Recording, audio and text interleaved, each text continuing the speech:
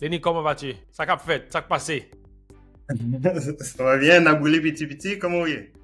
En forme? Je suis ingénieur de formation et j'ai aussi un MBA. Donc, je suis à la fois canadien et haïtien. Mes deux parents sont du Cap. Donc, mon père Hmm, de Limonade plutôt et ma mère est hmm, du Cap. Donc, Limonade à côté du Cap. J'ai plus de 20 ans d'expérience dans le secteur de l'énergie. Donc, j'ai débuté chez Alstom et j'ai aussi travaillé chez GE, qui sont de grandes compagnies dans le domaine énergétique. mhm. J'ai notamment participé à des projets d'hydroélectrique, centrales thermiques, énergie renouvelable. J'ai géré des chantiers un peu partout dans le monde. Donc moi, je suis né au Canada, mais OK. ce qui est particulier, c'est et ce qui est courant dans plusieurs familles immigrantes. Quand je Mhm. suis né, mes parents n'avaient pas beaucoup d'argent, donc ils m'ont envoyé en Haïti quand j'avais 3 mois. Donc j'ai passé OK. les 2 premières années de ma vie en Haïti chez de la parenté, mes grands-parents. Et puis ensuite, Mhm. lorsque la situation s'est stabilisée au Canada, je suis retourné au Canada et j'ai grandi le reste de ma jeunesse Mhm. au Canada. Donc, Donc, sans doute, tu as eu le temps là, de goûter au fameux du riz à pois collés, ben ouais, du riz à légumes. ouais, Ouais. ouais, j'ai grandi avec ça et subconsciemment, je suis sûr que j'ai encore des souvenirs de quand j'étais bébé en Haïti. Et Ouais. pour ce qui est de la culture et de la nourriture haïtienne, jusqu'à aujourd'hui, il n'y a rien de mieux que la nourriture haïtienne et j'essaie d'en cuisiner moi-même. J'ai toujours, comme on dit, in the back of my mind, cette Mhm. idée que ce que j'apprends, ce que je fais, je vais pouvoir le mettre au bénéfice d'Haïti. Honnêtement, j'ai décidé d'aller en ingénierie. C'était mon père qui avait, bon, on parle un peu de la culture haïtienne, qui va décider, bon, les enfants, vous allez faire ci, vous allez faire ça. Ouais, ouais. Lenny, tu m'as contacté et c'était pour recruter, je peux dire, des innovateurs haïtiens.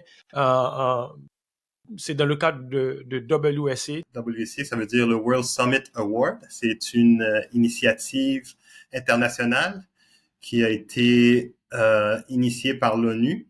Et puis, ce que ça fait, c'est que ça met en valeur chaque année les meilleures solutions numériques avec impact. Donc, partout dans le monde. Donc, Mhm, ce que j'espère faire, comme tu dis, c'est de pouvoir identifier des initiatives et des projets développés par des jeunes entrepreneurs haïtiens. Donc, l'objectif, c'est, comme je disais, de repérer et récompenser chaque année les meilleures solutions numériques locales, donc haïtiennes, mhm, qui contribuent directement aux objectifs de développement des Nations Unies. A priori, il y a un concours qui est national. Donc, toutes les personnes qui vont offrir un projet ou une solution digitale en Haïti, on va les évaluer et puis on va choisir le mhm. projet qui est le plus adapté à ou la meilleure solution digitale qu'on va pouvoir présenter aux 150 juges qui font partie de 180 pays. Ces gens-là vont aller en Autriche, à Vienne, et ils vont avoir tout frais payé et Mhm. ainsi que tout support dont ils vont avoir besoin, que ce soit de visa, lettre de Ouais. recommandation, etc. Donc, L'hébergement et hébergement, nourriture, tout frais transport. payé. Ouais. Super. Il y a 8 aspects sur le lien que vous Mhm, allez trouver. Donc, si votre projet aide à résoudre un de ces problèmes-là ou a un impact positif sur euh, un de ces de catégories, ça, de c'est ces huit mhm. catégories, à ce moment-là, s'il vous plaît, vous présentez et vous avez de très bonnes chances. L'électricité, moi, personnellement, je crois qu'il n'y a pas grand pilier plus important que l'électricité dans le développement d'une nation.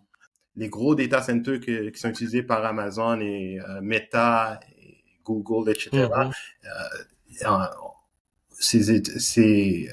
ils vont utiliser une quantité qui est presque égale à l'énergie qu'on retrouve, par exemple, pour énergiser une ville au complet. C'est essentiel pour avoir une énergie constante. Et c'est très Mhm. difficile de développer un pays lorsqu'on n'a pas accès à une énergie fiable et constante. Et c'est ce qu'on retrouve dans plusieurs pays, en Haïti, en Afrique du Sud maintenant, ce qui n'était pas le cas avant. Euh, Quand on parle de, par exemple, de AI, c'est-à-dire Mhm. AI, l'intelligence artificielle. Donc, Mhm. la demande en intelligence artificielle, on va la voir, elle va exploser dans les prochaines années. Donc, Ouais. on parle de plusieurs heures de calcul intensif sur des Mhm. capteurs. Ça génère un flux continu d'informations. On a besoin d'avoir Mhm. beaucoup d'énergie pour pouvoir faire fonctionner ces instrumentations-là, ces instruments et ces mécanismes. Donc, un bon réseau, c'est un réseau qui garantit des services et qui reste disponible de façon permanente. Si Mhm. ça n'arrive pas, je dirais qu'une stratégie digitale, ça va être voué à l'échec, malheureusement. Et la raison pour laquelle, si on veut rentrer sur le wagon, il faut commencer, il faut penser à l'avance, Ouais. il faut se rendre compte quelle est l'importance de développer une énergie et assez d'énergie pour pouvoir complémenter la demande. Mhm. Si je pense à Haïti, il y a des faiblesses institutionnelles. OK? Donc, l'EDH, il y a pas de ressources, il n'y a pas d'autonomie. Donc, ça freine la maintenance et l'expansion du réseau. Et il faut avoir quand je parle de faiblesse institutionnelle, c'est ce que je parle, c'est qu'il faut avoir des personnes compétentes, il faut avoir aussi une connaissance au niveau Mhm. opérationnel et de maintenance. Moi, je pense aussi le cadre réglementaire. Il y a certains pays où on n'a pas le droit de distribuer l'énergie en tant que développeur. Il y a seulement Mhm. qu'une institution qui peut distribuer l'énergie. Par exemple, ce serait le DH. Et moi, ce que je dis, c'est que l'avantage d'avoir un modèle où on a différents distributeurs, c'est que ça baisse les coûts parce qu'on a de la compétition.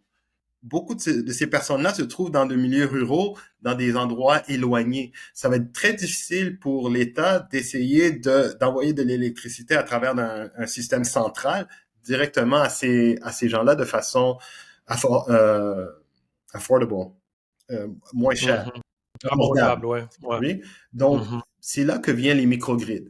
Est-ce que l'État peut prendre en main le déploiement de plusieurs microgrids à travers le pays?